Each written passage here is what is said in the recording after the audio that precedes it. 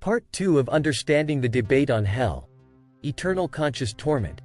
Exploring the traditional view. The doctrine of eternal conscious torment, ECT, has been the predominant view of hell in Western Christianity since the patristic period. This perspective posits that those who reject divine grace will experience endless, conscious punishment in the afterlife, a concept that has profoundly shaped Christian theology and praxis. The biblical foundation for ECT is primarily drawn from several key passages. Matthew chapter 25 verse 46, where Jesus speaks of eternal punishment, contrasted with eternal life, is often cited as a cornerstone text. The parallel structure in this verse is interpreted to suggest that the duration of punishment is equivalent to the duration of eternal life. Revelation chapter 20 verse 10, describing torment, day and night forever and ever, is another crucial text. Additional passages include Mark chapter 9 verse 47-48, which speaks of hell as a place where their worm does not die and the fire is not quenched, and 2 Thessalonians chapter 1 verse 9, referring to eternal destruction. Historically, this view was articulated and defended by influential theologians throughout church history. Augustine of Hippo, in City of God, argued that the eternal nature of hell reflects the infinite gravity of sin against an infinite God. Thomas Aquinas further developed this concept in his Summa Theologica, positing that mortal sin, being a rejection of the eternal good, merits eternal punishment. The Reformers, including Martin Luther and John Calvin, generally maintained this view, emphasizing God's sovereignty and justice.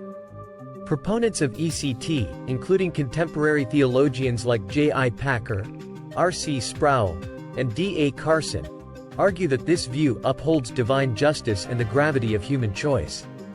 They contend that the infinite worth of God means that sins against him warrant infinite punishment. Moreover, they suggest that the eternal nature of hell reflects the ongoing rebellion of unrepentant souls against God, a concept known as the eternal sin theory.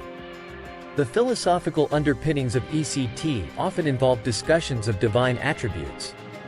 Proponents argue that God's holiness and justice necessitate eternal punishment for unrepentant sinners.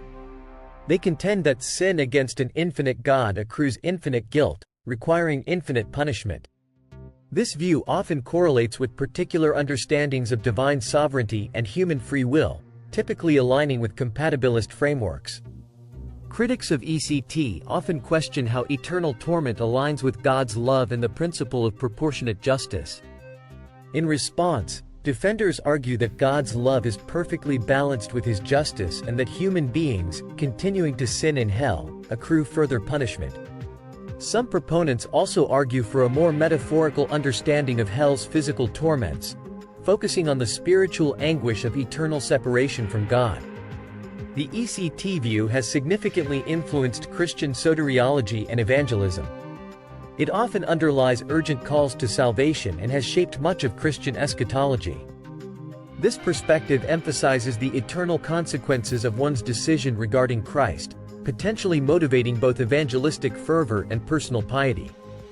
Hermeneutically, defenders of ECT argue for a literal interpretation of biblical passages describing hell, contending that the clear meaning of texts like Matthew chapter 25 verse 46 supports their view.